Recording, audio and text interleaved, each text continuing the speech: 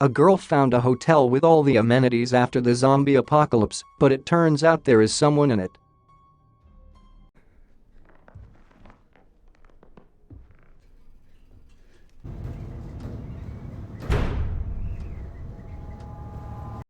Hello everyone, this is Jacobson and this is the third part of a recap of the second season of the zombie series Black Summer. If you are a fan of zombie themes, then follow the links in the description and watch the beginning of this story. As soon as this video gets 10 likes, I will release a new retelling. Enjoy watching it. A group of people is walking through the snow, and one of the group members complains that he is starving. He's told to quit his bitching and eat some snow. The group finds a large wooden box and tries and open it themselves, but then they are approached by a man with a gun from the militia faction. The soldier asks Mance to help and gives him a tool to open the box. Inside there are food and medical kits. The soldier wants to work with the group to get over the ridge and have a fair share of the box. The soldier reveals himself as Sam and shakes hands with Mance. We return to Rose, Anna, and the man who is leading them. He has a surprise place for them that is apparently safe, but Rose is not feeling sure about the situation. She feels like he is lying, but he is insistent. Rose says if they are not in this safe place by sundown, she'll kill him. Sun continues to be dragged in cuffs by Rafe. They come across another group. They've found a box with food and medical kits. Ray tells them that he doesn't want to give the other group a fair share and that he will offer them scraps. Sam and the group are still working together to move the large box over the ridge. The man that Rose and Anna are with is panicking as he can't find what he's looking for. Rose knows he is lost and is confident that there is no place and calls him a fucking liar. She feels he has brought them up here on a ridge to die. The man and Rose start arguing, frustrated with the situation. The man tells her he knows a ski lodge with power, water, and food. Rose laughs and says it sounds nice and asks the man if they can go for a walk. She tells Anna to stay behind. The man begs Rose, but she tells him to keep walking. Rose takes him to a place to shoot him, but Anna tells her mother to stop. Rose offers the man mercy due to her daughter, and the man is relieved.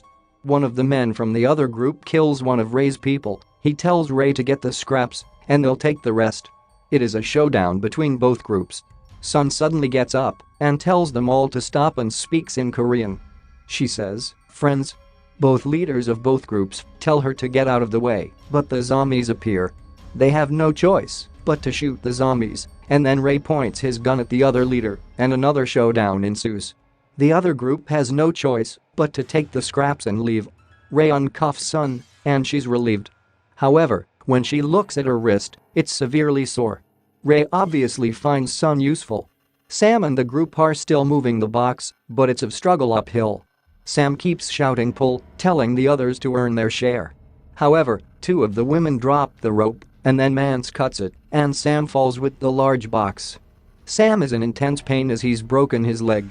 Blood is spilling everywhere. Eventually, he's found by a zombie. Goodbye, Sam. The man who is with Rose and Anna finds the ski lodge, and he is elated and celebrating. He did have until sundown after all. Rose opening a large oven and taking out a cake. The chapter then flips back to Rose, Anna, and the man who led them here entering the lodge for the first time. As they enter the lodge, the man is happy and hysterically laughing. It seems way too good to be true. There's food, water, electricity, well-lined beds. It's the dream in the midst of an apocalypse. But it feels weird how heavenly the place is and clean when the world has collapsed. They pick their hotel rooms to rest, and despite it being nice, you can sense that Rose and Anna are in shock, which keeps their emotions suppressed. Rose enjoys a hot, clean shower, and you can sense the relaxation oozing her. She probably hasn't felt this freedom in a long time. Surprisingly, Anna asks her mother if they can leave the next day. She doesn't seem to be in a rush to shower either.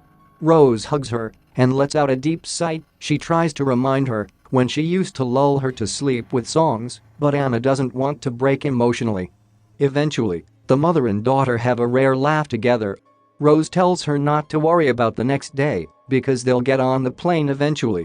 She tells her daughter to get sleep first and she'll take first watch, but Anna says she is not tired. She has her eyes fixed on the lodge door. Rose reminisces about the times she used to make up stories for her at bedtime, but ironically, it makes her fall asleep, while Anna still has her eyes fixed on the door. Rose is completely asleep, but Anna is awake, still looking at the door. She isn't used to sounds of running water and the whirring of a fridge. Her brain is engineered to survive and only survive. She hasn't had a normal childhood. She hears banging in the distance, so she straps a weapon around her shoulder and leaves her mother in the hotel room. Anna navigates the corridors to see where the banging comes from. Eventually, she makes it to the restaurant. A door has been left open, and the wind keeps making it bang against the frame. Anna shuts it tight. And then she looks outside and sees her reflection in the window, and she screams, but silently. It's awful seeing a young person go through this trauma. The next morning, her mother is still asleep, and Anna is extremely panicky because she believed someone tried to open their hotel room door. She knocks on the man's, Boone, hotel room and enters. He is still asleep, so naturally, she feels someone is in the ski lodge. Anna once again finds a door that is open, smashing against the frame in the wind. She can hear zombies gnarling in one of the hotel rooms, and the sinister music starts playing. Rose finally wakes up from her long sleep. It takes her a while to come round, and she takes a gulp of water. That's when she realizes Anna is not in the hotel room. She checks to see if Boone is with her daughter, but then she hears Anna shouting for her. She runs downstairs, and Spears is there with her. Rose, Anna, Boone, and Spears enjoy a range of good food at the ski lodge. Boone is still excitable about the supplies they have got for a year, but the others are not impressed by his excitement. Spears is still infected and suffering as Rose eyes him up. He asks Boone if he has checked all the rooms, but Anna says he hasn't, and some infected people are here. Spears entertains Boone and says he might stay there for all the nights that is possible and says FK the airstrip, as he'd rather have a roof over his head and a hot plate. Anna asks the right question, and then what? But Spears claims there is no airstrip. Boone disagrees and says the airstrip is close. Anna says they need to go to the airstrip to get on the plane, but Spears and Boone question whether they need to leave the place at all. Anna raises it's easy for Spears to say stay put because she knows he is dying. Rose tries to stop her from saying it, but she says it anyway.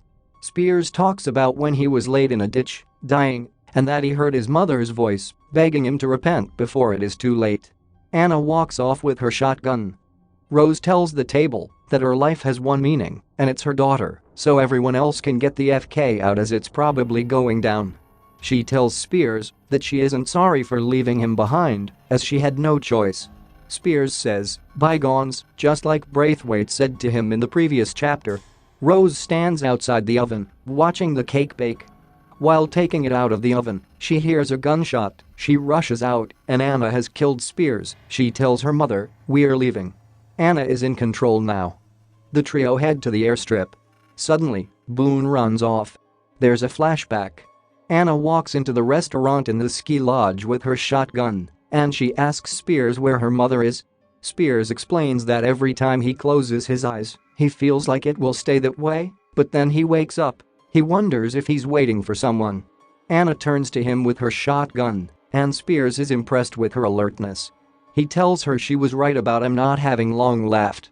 Spears feels he has found a spot to rest, but then he says, I couldn't myself, and grabs the pistol and puts it down. He asks her to do it for him.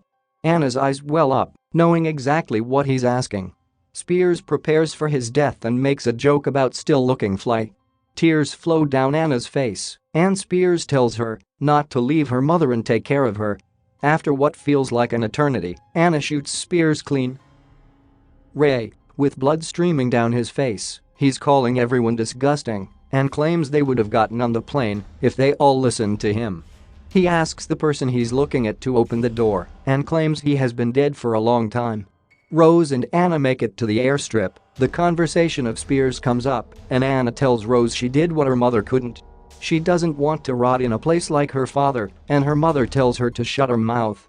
They can't argue for long because Boone, the zombie, chases them. A bird's-eye view shot shows that Anna and Rose are not alone. Every group that has been on this long journey is coming to the airstrip.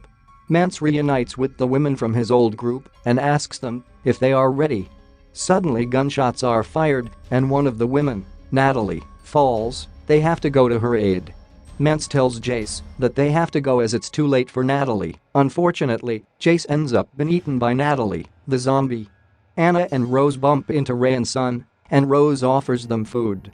Ray wants their gun, so they drop their weapons. There's no time to figure each other out as zombies run after them, so they have to merge as a group to help each other. Rose is about to point her gun at Ray, but she's told by someone else to put her gun down.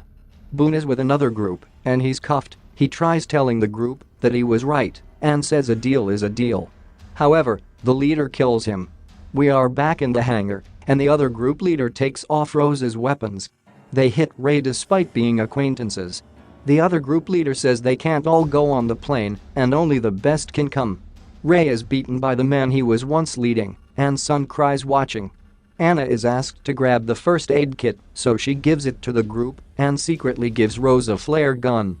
Everything in the finale demonstrates how humans can be so flawed in desperate situations. Even when they are close to the plane, they still can't work together to find freedom.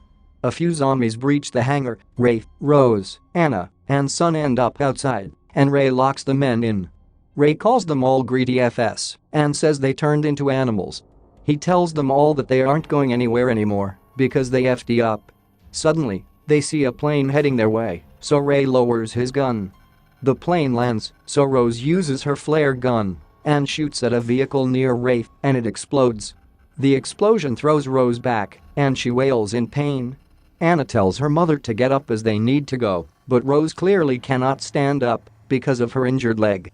She tells her daughter to go and points a pistol at her head. As Anna runs away, she sobs, but she calms down eventually as she hears the plane. The remaining survivors, Sun and Anna, reach the plane. Sun begs Anna to get on, but she hesitates, and the zombies catch up to her. She runs as Sun heads inside, and the plane door shuts and sets off. Sun made it on. She's free. Mance sees the plane set off, but then sees Anna running away from zombies, so he distracts them and fights them off while running away. In one of the hangars, he fights them all off one by one. Mance makes it outside, exhausted, and taking in the fresh air and sunset, and he kills another zombie. Rose hasn't killed herself as the episode first implied, and Ray crawls nearby, aiming his weapon at her. She looks to her right and sees her daughter Anna, just like Spears said, "Look after your mother." The mother and daughter look at each other while there's a Wild West situation going on, Ray and Rose pointing their guns squarely at each other like a nuclear deterrent. Anna runs over to a car and turns it on. Ray finally puts down his gun, so Rose lays down and rests. We are on the plane with Sun. The pilot speaks to Sun in Korean from the cockpit. She's surprised that the pilot can speak a little Korean, and she's overwhelmed with happiness to finally be able to speak to someone. Sun asks about the others, but he tells her that all that matters is what's ahead. She laughs and looks outside the window before falling asleep. Unfortunately, the series closed after this season and we will never know the fate of our beloved Jers. Write in the comments what TV series you would like to see me retell. Of course, the zombie apocalypse theme is welcome.